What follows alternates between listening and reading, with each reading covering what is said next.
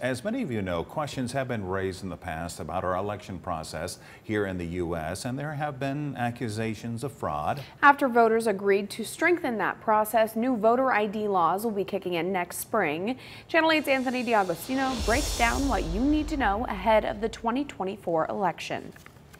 The Nebraska legislature passed the voter ID bill last session after voters approved a ballot initiative to require it for elections. The primary election in 2024 will be the first election to require voters to have a valid photo ID in order to vote. Your driver's license or your state ID are acceptable. 97 or 98% of Nebraskans already have a state-issued photo ID, a driver's license or a state-issued ID.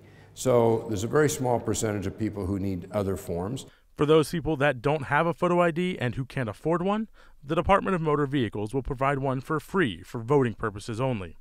Voter ID has always been a hot-button issue, with people saying there aren't vast cases of voter fraud. So why do we need voter ID? Why do we have vaults in banks?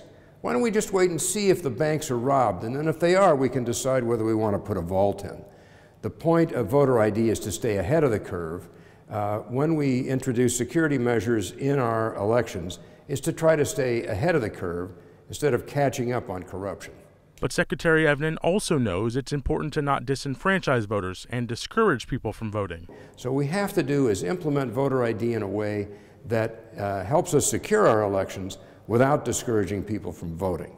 One of those ways is by allowing voters who submit ballots by mail or drop box to write their state ID number down or submit a photocopy of their passport when they submit their ballot application.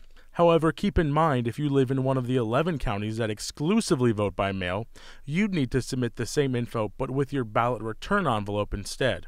If you want more information, visit the Secretary of State's website and click the voter ID button. Reporting in Lincoln, Anthony D'Agostino, Channel 8 News. And the new voter ID law will be in effect for next spring's primary election. That's in May. But a month before that, if you're doing early voting, you'll need to provide a valid ID as well.